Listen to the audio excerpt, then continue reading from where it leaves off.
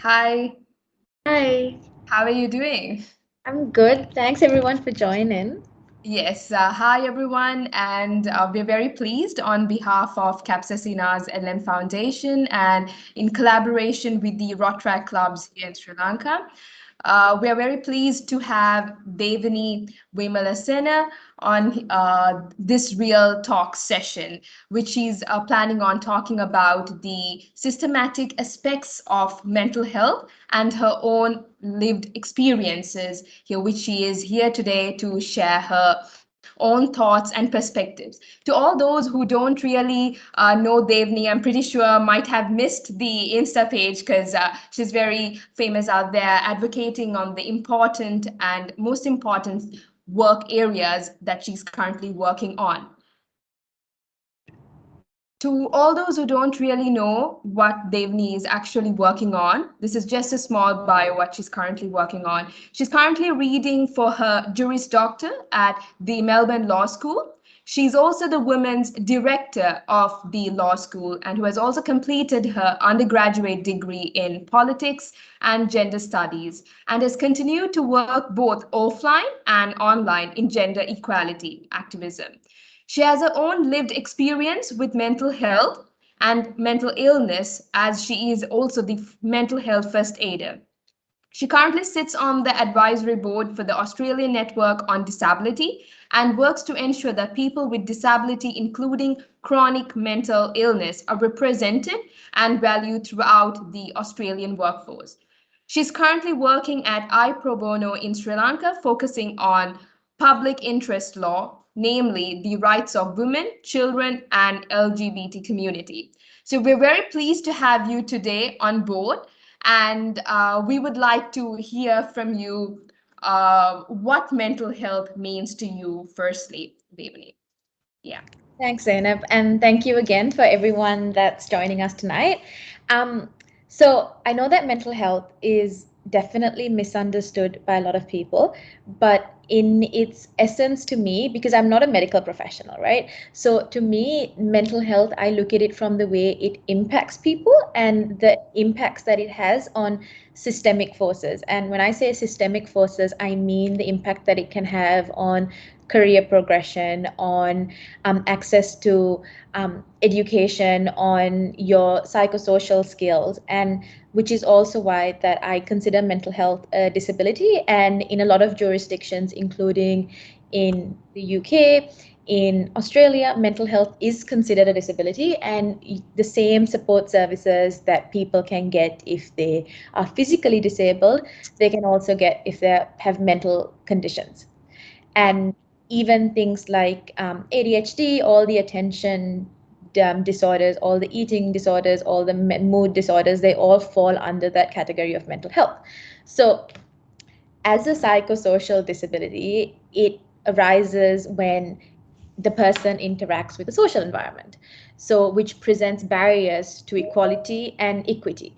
So when I'll quickly clarify what I mean by equality and equity. Equality means puts, like, says all women have this experience, while equity looks at all the different things that affect people with, even with mental illness.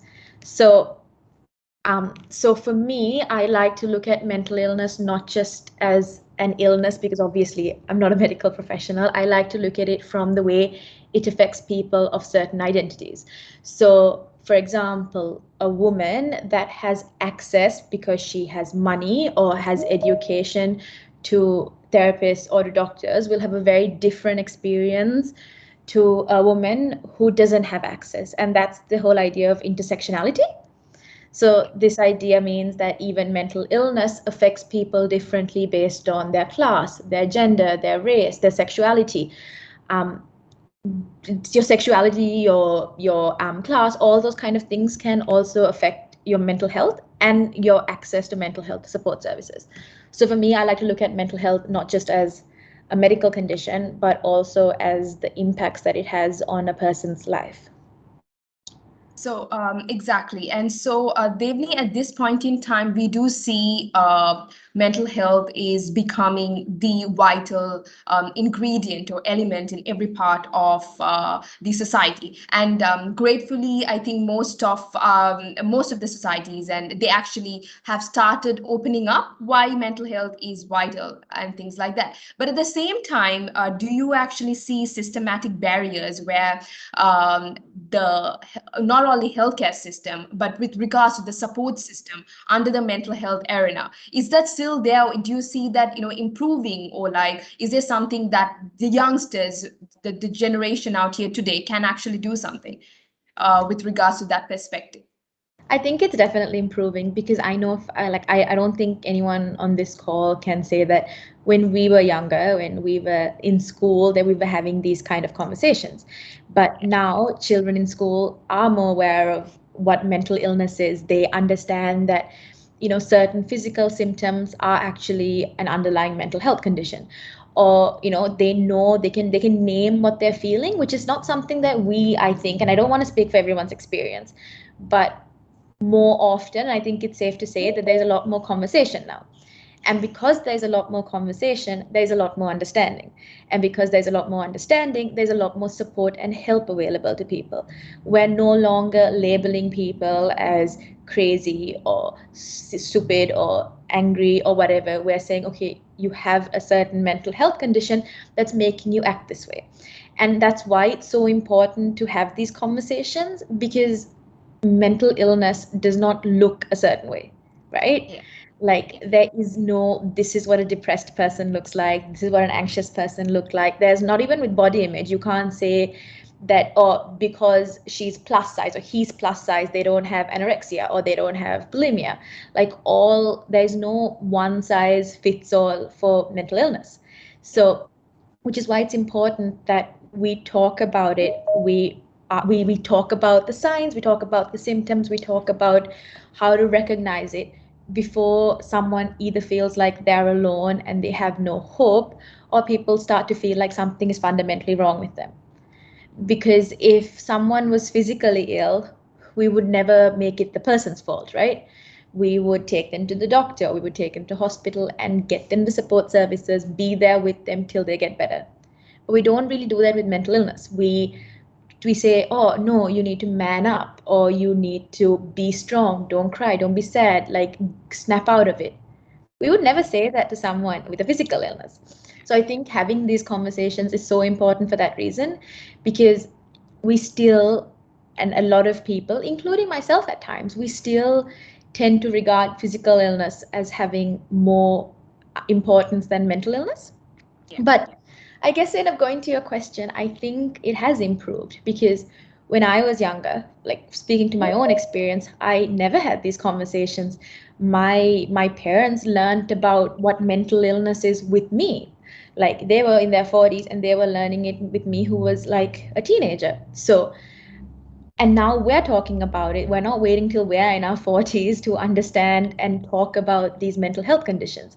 And again, with the rise of the internet, with social media, with amazing initiatives like this that foundations organize, we keep that ball rolling, we keep having those conversations, because you don't know who needs to hear it. You don't know who's going to feel supported and empowered to go seek help, because people still carry a lot of shame as well, because you see it as a personal failure, when an illness is never a personal failure. It's an entire combination of things like genetics, your external factors, certain stressors. It's not at all a, this is your fault. It's never anyone's fault. So I think it's definitely getting better. I think younger children are so much more aware. They're no longer like they're asking for help. They know what's up. So I think it's really great to see.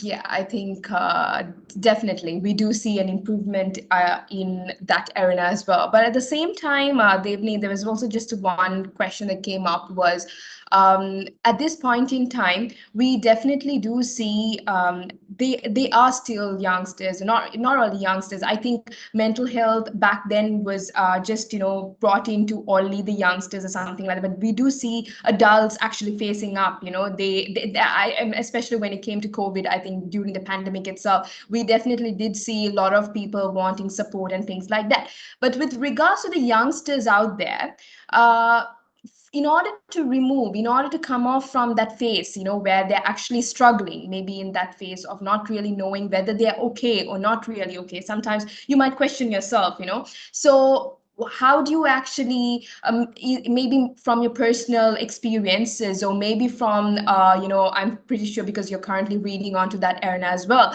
So due to statistics or even experiences and things like that, how do I actually identify that, where you're not really in that phase, and what you actually do in order to step up from that? Because currently, I think we all do know that it's not easy to get up from that phase. And I think the first thing that should be done is you identifying it, and like maybe trying to seek help, or maybe if you're really lucky enough, someone else can actually get you on board. But if that's not being done, so what are the circumstances that could be done, hypothetically? Yeah. Yeah, I think that's a really interesting question because I don't think, again, I personally don't think that there is one set of these are the symptoms of this.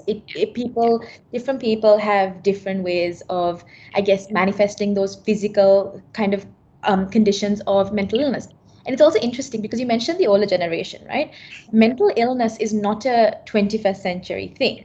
It's just not being talked about. Like, things like violence, things like aggression, sadness, all sorts of things like alcohol abuse. Those can all be symptoms of mental illness. But in the older generations, they didn't talk about it. They didn't see it as mental illness. They just saw it as a personal trait. Or this person's addicted to this. They don't see it as a coping mechanism for a certain mental health condition. So again, I think the first step, and this is me speaking from my own experience, one of the first steps at least is if you think something is wrong,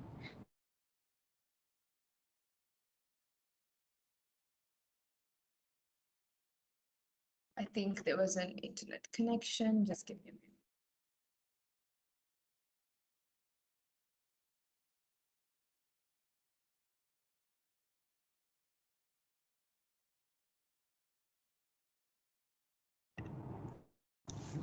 I just got kicked out of the call. That's okay. What was I saying? Oh, I was just saying that if you think something is wrong, like if you think something is physically wrong, you'll probably go to a doctor. You won't make a big, it doesn't have to be a big deal. Like, if you feel Yes. a bit sick, you'll go to a doctor. So I don't Yeah. understand. Sometimes I feel like we've put so much pressure on mental illness that if you're going to see a psychiatrist, if you're going to see a therapist, You're termed as maybe like you're the crazy person, or maybe you're actually psychic or something. I mean, whatever that comes off. yes, So which yes. is Yeah. not true at all. Because just because you see a doctor for a certain physical condition doesn't mean that you need to see someone for the rest of your life. It just means that in that moment you're seeking some help. And for a lot of people, mental health issues may come at certain points in their life. You're Yes. never, like, not every single person is going to have anxiety forever or Yeah. depression forever or um, body image issues forever. It could be something that arises at a certain point of time and then you seek help. So the same way with the physical condition, if you think something is wrong, you seek help. The same way, I think personally that if you think something is wrong and you can feel that it's affecting your day-to-day function, something you feel like you should be seeking help, you should talk to someone, it makes a lot of sense to go see someone rather than turn to, I guess, more unhealthier coping mechanisms as well, because it does affect a lot of areas of your life. And with the Australian Network on Disability, one of the biggest areas that I work in is looking at the way disability affects employment, Yeah. because it does. It affects how well you can work. It affects what kind of jobs you can keep. It affects whether or not you're performing well. So if someone has a certain mental health issue and they're being pulled up at work or at school for underperforming, it always makes sense to seek help because it's not your fault. It's your health that's affecting your work. Yeah. So, True. which is why it's important to have these conversations with employers as well. Yeah. I know it's hard. Like, a lot of people find it really hard, and there is a lot of privilege that comes with it. Not everyone can make those demands and say, you know what, I need these kind of adjustments. Like sir, it's hard, but under the law, there is equality of employment. There you can't discriminate someone based on their health, based on disability. So there is a right, you are protected to be able to ask for adjustments, to be able to seek equal work. But what usually happens is people let their mental health, they will push it aside, not think about it, and then it starts to affect their employment, their interpersonal relationships. It affects so many different things.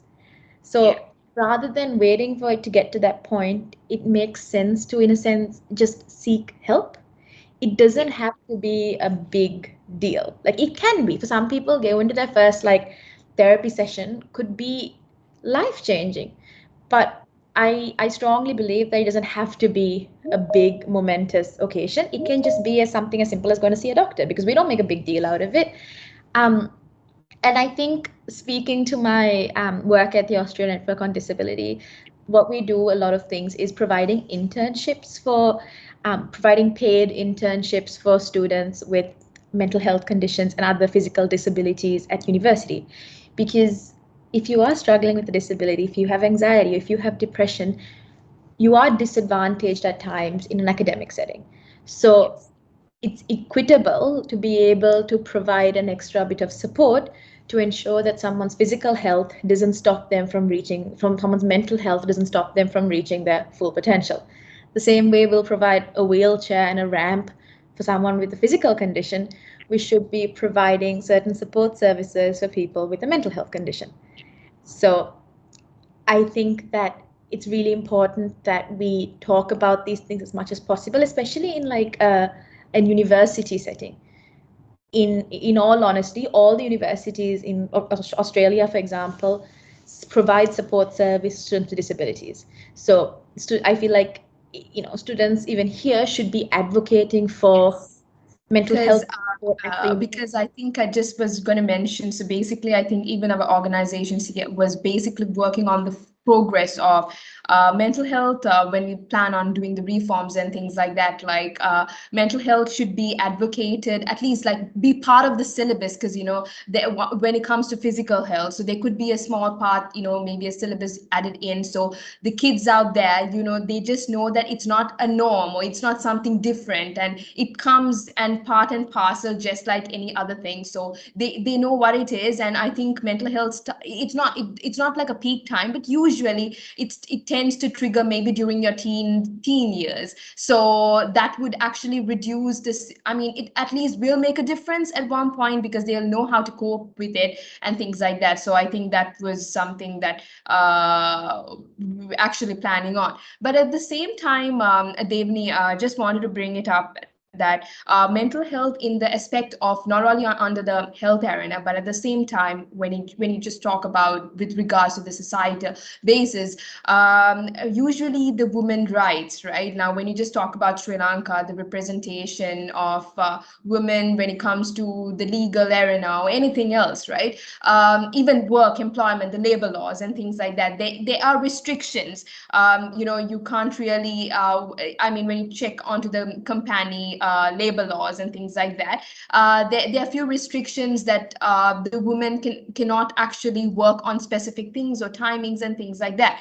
At the same time, when you talk about, I mean, that's with the work arena, but including specific workforces, and they are barriers. So how would you recommend in that part of parcel? Like, do you think that there should be equality in that as well? Because there are a lot of because there are families out there who solely depend on women, not really like advocating, but usually. And so there is a, like, I think there comes a lot of poverty, and there comes a lot of economical financial issues. So there should be a balance, I think, that should be brought in. And because when we check the statistics as well, there are few who, there's a lot of issues with regards to the ones who actually suffer, the ones who are like solely based on the women criteria, that kind of face. So what would you recommend on that part of parcel? That's an interesting question, because I think that there's obviously all the legal I think this aspects. actually happens mostly in the rural areas, if I'm not wrong. So yeah, kind of, yeah. It's an interesting question, because obviously there's the legal aspects to it, and I'm acknowledging that I grew up in Colombo, and I can't really speak to I don't want to ever speak for the experiences of women whose experiences I've never lived. So I think it's unfair Yeah. for me to pretend to know exactly what they've gone through.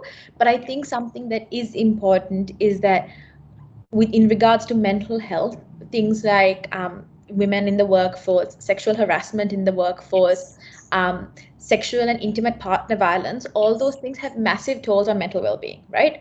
But a systemic problem is that our legal systems, our police systems, our healthcare systems don't recognize it as an actual issue. Sometimes we kind of brush it aside as, oh, just don't take it too seriously, or it's just how it is, and we trivialize it. And what that does is that it creates even more mental health issues. Whether or not we call it a mental health issue, it can still be a mental health issue.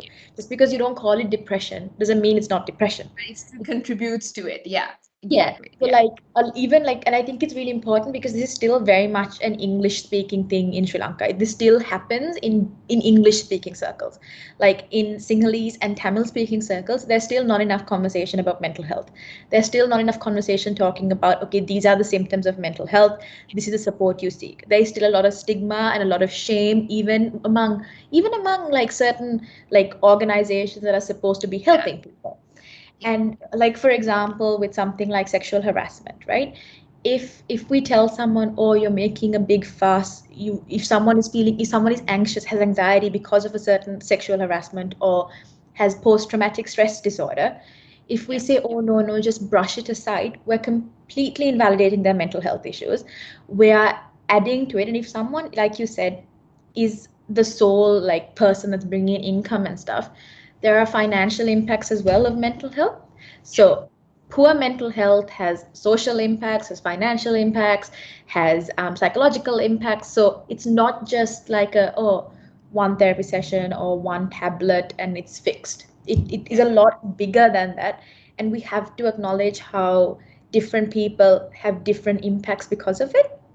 And like, I know that you're about to be a lawyer, right? And I think it's so important for even like lawyers, doctors, certain people in certain industries to look at even things like vicarious trauma.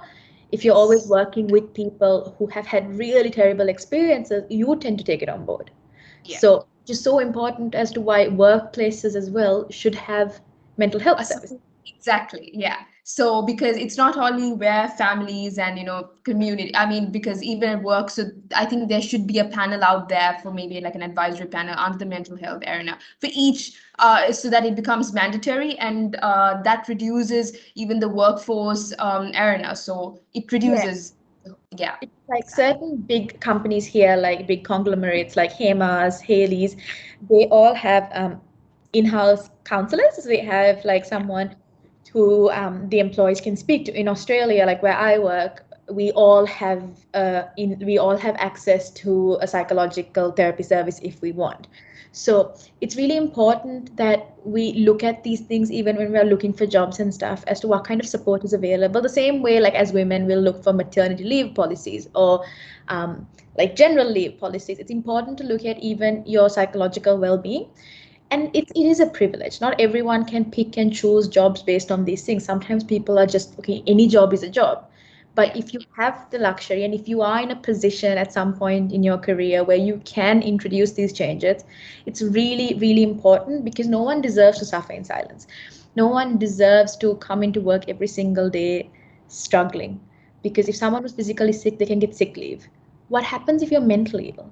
What happens then? Like, do we need to start thinking about mental health leave? Because it is a thing. Certain Exactly. countries have mental health leave. And like at university, like even in my postgraduate studies, I have an academic adjustment plan.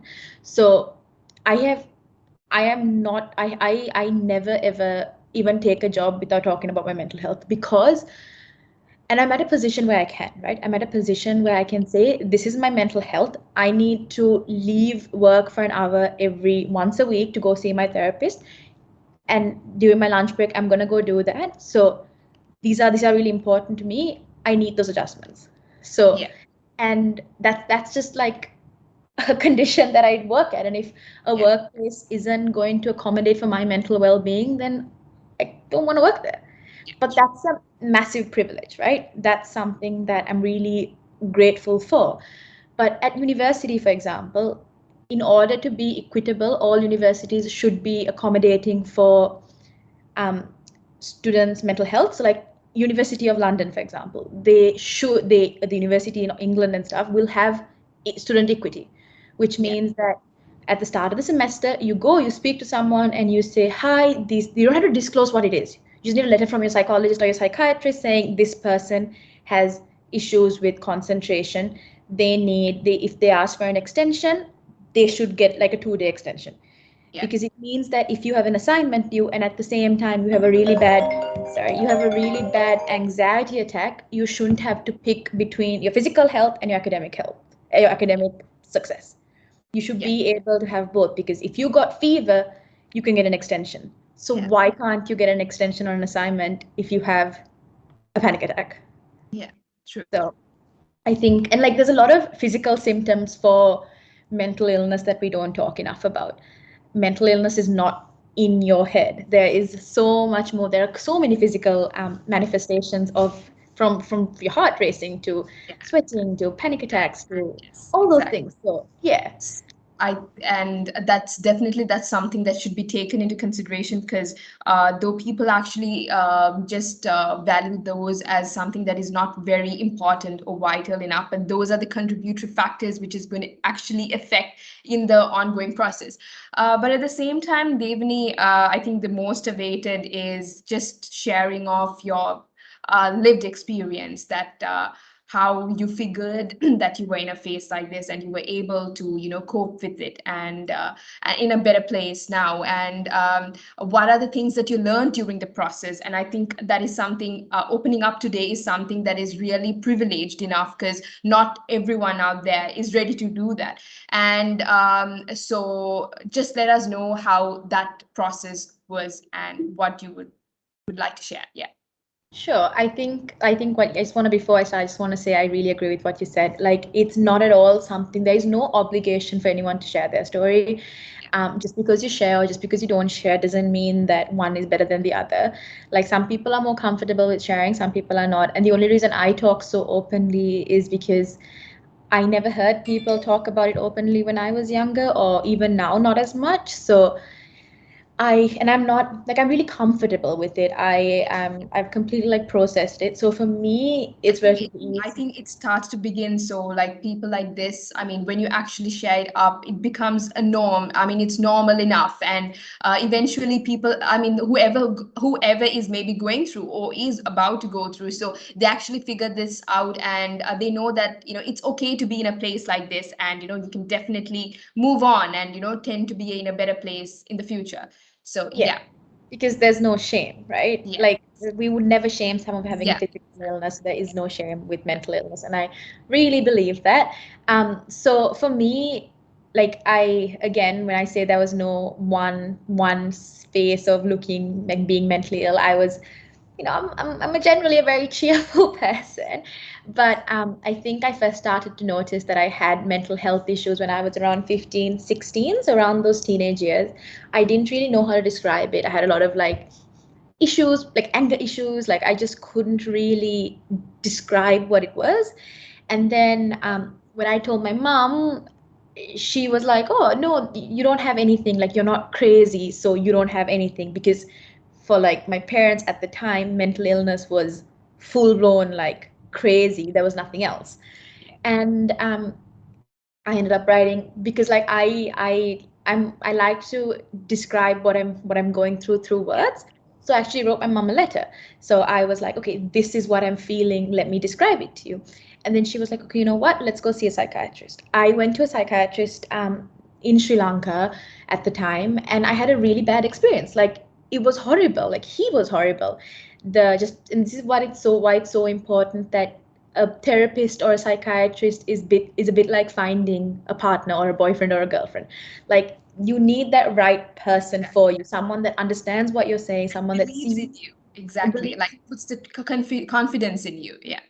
And I really strongly believe that just because someone has like a doctor in front of their name doesn't mean that they're the right person for you. Yeah. Because this psychiatrist honestly made it worse for me. He said things like, oh, like as a woman, you need to like look happy and be pretty and you need to do all these things. You can't be complaining. He broke my trust. I would tell him things and he'll go and tell my mother. And it was just a horrible, horrible experience. And so I think it's really important that even if anyone on this call decides to, feel like, what, I can actually relate to what I'm saying and decides to go seek help, it's really important that we make sure that the therapist or the psychiatrist that we're seeing is good for us, is supportive, understands what we're feeling, and makes us feel better about ourselves rather than worse, because that's not the goal, right? So, and then yeah, and then he progressed. Like I basically saw him for a bit, and my mental health was getting worse. He was making it worse. He basically, at the end of the day, started saying things like, and this sounds crazy when I say it now, but like, oh, you should just get married. Like, you should get married. Like, you're a girl. Like, you can't be having all these mental health issues. What will people think? All this stuff. And I actually like, I'm a suicide survivor, so I tried to commit suicide in trigger warning for anyone, but I tried to commit suicide when I was 16. So that happened, and then thankfully I ended up in the ICU, and after staying in the ICU for a couple of days, I actually started, like, my physical health got better. So suicide is not at all, suicide is a symptom of poor mental health. The same way, if you have a respiratory condition, a cough is a symptom. The same way, suicidal ideation, suicide, those are all symptoms of poor mental health, which is why we need to start like looking at the problem rather than attacking the person for the symptoms, because there's no point only thinking about the symptoms. We need to look at the problem, which is why we need to start having these conversations without waiting till something gets to that point to help. So after I did attempt suicide, I think that kind of, I guess, made my family understand that this is actually a serious problem. I wasn't like it, I need a lot of help. And following my suicide attempt, I actually dropped out of school. So I was doing my A levels and I quit school. I dropped out of school for 6 months just because my mental health was so bad and I had to recover. So even at that point, I'm thankful that my parents prioritized my health rather than forcing me to go through A levels because that's what everyone else was doing. They let me stay home in order to recover. Because if I had been forced to go through, I don't know where I would have been now. Because I probably wouldn't have even, finished school, gone to university, none of those things. So I started seeking help. I started seeing psychiatrists, I started seeing psychologists. I was open about it. I took away the shame because I never saw it as something that was shameful. My parents would like whisper sometimes to people, like, oh, like, but, and like people would be like, how, she's smiling, no? And it's like those two things aren't mutually exclusive. So, which is why it's so important that we take people seriously when they tell you they're feeling mentally down as well. Just because someone looks happy or is smiling doesn't mean that they're not experiencing a certain thing. So when I was 16, I dropped out of school and I started getting better. I started exclusively focusing on my mental health, focusing on what I can do better, how, like, talking about these issues, understanding what I was feeling, because I didn't have the words to describe my own mood. Like for example, like I had a few different mental health conditions, but for like one was depression. I was always really, really sad, but it wasn't just sad, it was depression. So in order to describe that, you need someone to help you. And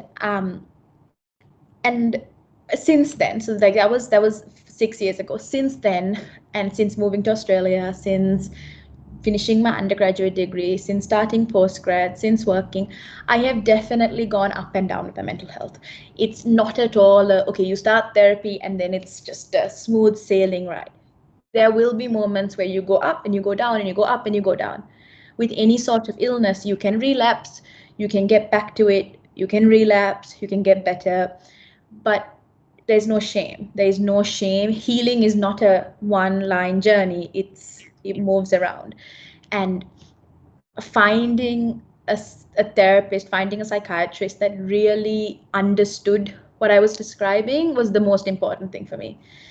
because that's when I started to understand because like my therapist always says, it's a cone of no judgment. Like when I enter her room, there is no judgment. I say whatever I want. I process what I'm feeling. I understand what's going on. And for the last 6 years, every single week, I see a therapist. Every single week. It's like school. Like it's like school, or it's like eating. It's a need for me at this point. And I maybe like I won't spend money on makeup or like facials or like skincare, like those self-care things that we say, or shopping or whatever. Like it's still a privilege. But like for example, in Sri Lanka, there are a lot of free mental health services as well. Universities can sometimes have free counselors, so there is access to good support services, but you need to seek it out as well. You need to look. But like every single week, like clockwork, I see my therapist. I have said no to jobs when jobs have said, oh, sorry, you have to work all day Tuesday. You can't leave at 12 o'clock to go see your therapist and come back. I'm like, I don't want to sacrifice my mental health, because I place my mental health such an important place, because it affects every other aspect of my life. So if someone was physically disabled, we wouldn't expect them to walk, right? We would make adjustments. The same way with my mental health conditions, I'm not going to ever allow anyone to expect me to put that aside for their own needs. Like I will always prioritize my own mental health. So you need to find that perfect therapy. It's a bit like finding the one, right? Yeah. You need to find Exactly. someone you click with, and So once you forward. I think so basically, yeah, definitely. I think coming off from yeah, there's a lot of things that you eventually learn over the process and things like that. But so Devni, at this point in time, what is that one thing that actually has kept you, going through like process? Because now definitely has been over the past 6, 7 years, if I'm not wrong, as you mentioned. But definitely you have, I mean, it has come to a better state, and like now, because now it's everything onto a better position, right? So what is it one constant thing that has led you to a better journey over the few years? Would you mention it as the therapy sessions, or would you mention knowing about it, knowing what the whole arena is about, or being able to understand yourself better? What would you recommend? I don't think it's one thing. I think it's a bit like a fruit salad. Yeah, you need different things to make it like be right. So therapy definitely, like absolutely. Not letting people that bring my mental health down. Like I will like block people if they are getting affecting my mental health. I will talk to people. I will have honest, open conversations. I think exercise has been really great. Just like movement, like it's scientifically proven to improve your mental, and especially with like the lockdowns, just going for a walk for 15 minutes, I see how much it improves my own mental health. Eating better, your gut and your brain, there's so much research done as well on how much there is like an interconnected relationship between the two. I think surrounding myself with good people, like people that are supportive, that don't bring me down. And my circle has gotten smaller and smaller every year, because I would rather have people that I But trust I'm will pretty help. sure, yeah. So just a small question just popped up was, I'm pretty sure over the few years going through this whole process, there might have been, because I'm pretty sure not everyone always, tries to, I think the most important thing, even I think even in friendship or anything, in any arena, is lifting the people who actually fell down, right? So I'm pretty sure over the years there might have been scenarios like, you might have got like oppositions or something like that, which actually might have put you down. So maybe gaslighting or things like that. Which is one of the most, as per research, mental health part of it is kind of like, I think toxic people around, or like maybe they don't really fit into your circle. So that could be. So how would you identify? Basically, not really identifying, but how would you cope with that scenario? Would you just remove them off, or like, yeah? I think it depends. Like, I think in a place like a workplace, you should maybe escalate it to HR. You should talk to someone about it. I don't think anyone should go to a workplace and feel like their mental health is being destroyed. If it's friends, it also depends, because not every single person can read your mind, right? People can't read your mind. You have to talk about what's affecting you, how something is impacting you. So if you tell someone, okay, you know what, this is making me anxious, this is making me feel a certain way, and they still proceed to ignore it, not take you seriously. It's almost at that point that I start to then be like, are you my friend? But I think, I don't know, it's a really tough question because I think for each person it differs. Each person, not everyone has the ability. Some people have really, really bad, like, abusive family or family members that just like affect their mental health. At that point, what do you do? If you're a minor, if you're living at home and your home environment is affecting your mental health, what do? Do you run away? No. You try and find a little safe space within the house. You try and set boundaries. You try and find, your own little tiny, even if it's like, a room somewhere in the house, just your own space. And I think that's why it's so important that we have these conversations, because no one deserves to suffer in silence. No one deserves to feel anxious. No one deserves, it's not shameful. It's not embarrassing. It's not a personal failure. We should be getting the support that we need, the help that we need, and not letting anyone tell us that this is all in your head or make it worse. The same way we wouldn't let someone make our physical health worse, we should not be tolerating people who make our mental health worse. But I'm not saying go around block every single person, because people, we are all human. We all make mistakes. We all have our moments. We all have our days. But if you think that someone is actively affecting your mental health, then yeah. And just to bring in, just to touch on just few of anxiety and panic attacks. So do you think that is something that is like which is a phase that is like a little more, in depth when it comes to the mental health, or is it like just the beginning, like when someone actually has anxiety or panic attacks? So is it just normal, or is it like the beginning of the phase, I which think most I think question. spectrum. I think there's like a line. So even things like depression, there is mild to moderate depression, and then there's severe depression that completely affects every single aspect of your life. Eating disorders, same thing. Same thing with like a cough, right? You can have just a like slight cough, you can have pneumonia. And that's all a singular sort of, there are similar symptoms. So it's that same thing. You can have like for COVID, for example, you can have like such like you have asymptomatic COVID and you can have like severe like pneumonia COVID. So it really depends on what kind of like level you're at, which is why it's so important to seek help to find what works for you.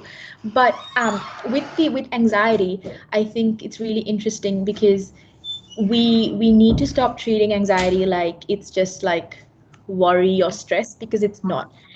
It's not like I've had terrible coping mechanisms for anxiety. Like every time I used to feel anxious, I would sometimes go out with my friends or go do something reckless because I didn't want to feel the anxiety.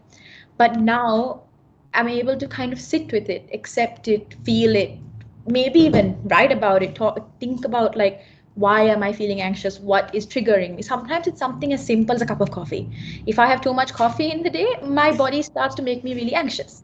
So like there's so much relationships between the things that we do, the people that we see, our external world, and our own mental health. So it's really important, and it's like I think it's really important that we don't like prescribe a one solution fits all, because for different people, different things work. So Yeah, basically like just like the medications, like, because I think it's very important to like know what the person is going through, and the whole story before they actually just bring in the medications. I'll just open the platform. We just have a few minutes off. If there's anyone out there who has questions to bring about, and just want to, you all can actually unmute yourself, or like there's a chat box here. So yeah, y'all have the flow.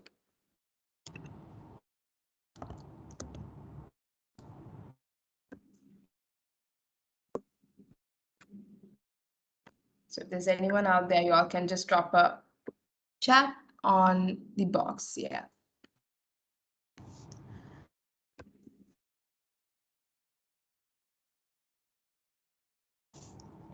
in the meantime, I might just pop in like some support services in Sri Lanka. Oh, the meeting chat is muted. Oh, wait. Is it muted? I can't send anything. Oh, wait. It's okay. Now?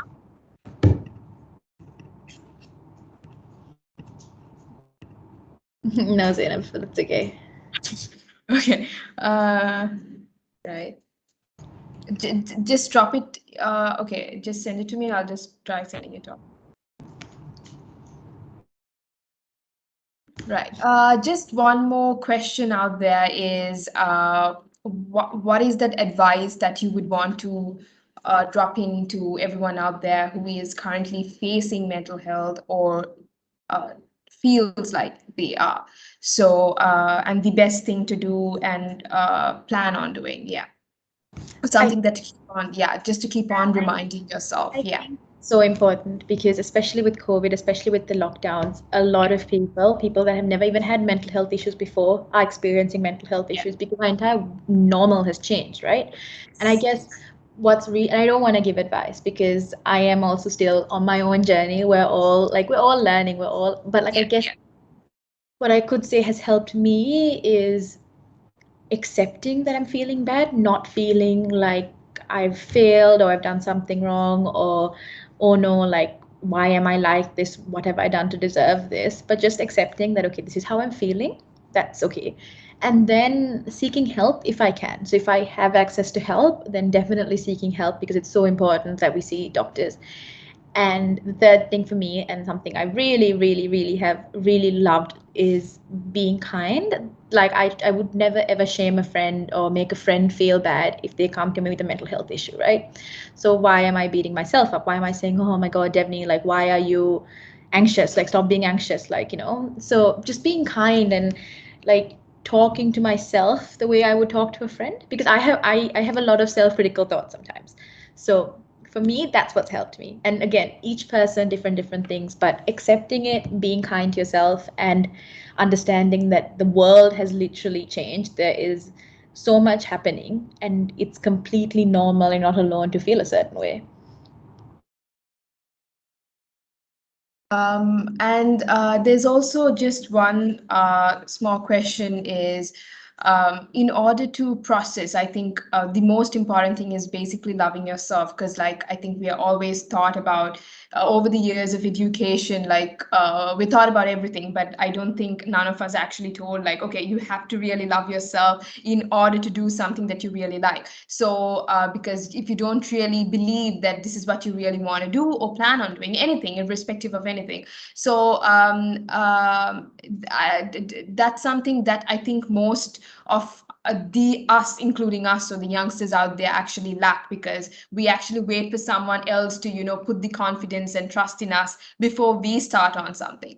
But regardless of that, with the whole part of a mental health arena at this point in time, what would you actually mention, that's something that is actually lacking in the youngsters? Is it like, not being able to seek help, or like something that should be maybe thought into consideration? Because I believe most of us really have this, we kind of like, we just don't really want to go and seek help, because we are really afraid that if we do visit a support center, we are going to actually be called, that, yeah, maybe you're actually crazy or things. So I think that should be actually normalized, and it should be something normal as any other uh, disease. So yeah, just maybe touch on that, maybe, yeah. I think one of the biggest things is there's a lot of focus on girls and the way we, I guess, The interact with way we mental dress health. and the way we look, and yeah. Yeah, but there isn't enough conversation about Yeah. men and boys, and like I think in almost all the countries, the suicide rate is always higher among men Yeah.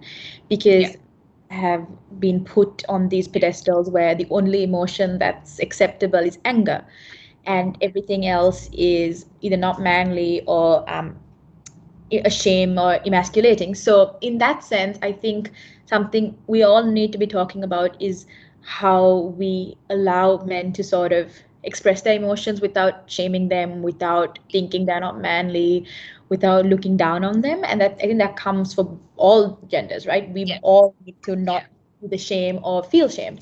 But I think in terms of what you asked about youngsters, I think it's about having these conversations because I think that we're still at a place where we still still see mental illness with a bit more shame. Someone is physically ill, will go to the hospital, bring flowers and cupcakes, go and write them get well soon cards. But if someone is mentally ill, we'll be like, oh, what's wrong with them? Like, are they okay? Like, are they crazy? What's going on?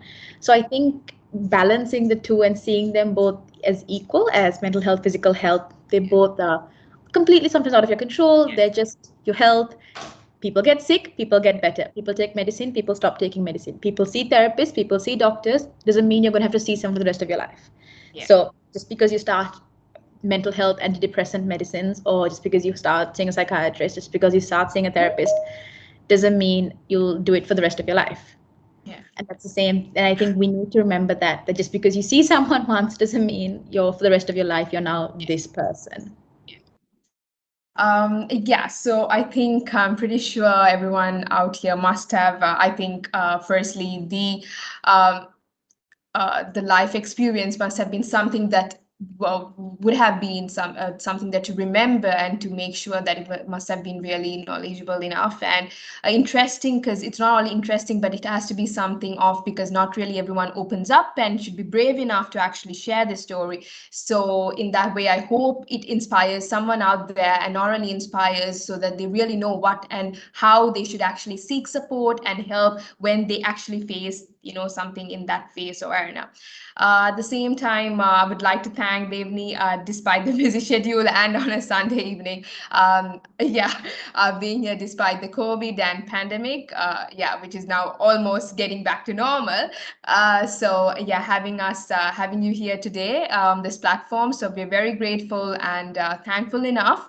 And for this real talk session on systematic aspects of mental health, which was just not only focused on mental health arena under the healthcare system, but in general, so that I'm pretty sure everyone had a different aspect and perspective views on what the mental health arena is and what are the current social norms that everyone is focusing on. So just a big thank you to you, and we'll just head it off here. Yeah. Thanks, Zainab. Thanks everyone for listening. Thank you, Devni. Thank you. Bye, guys.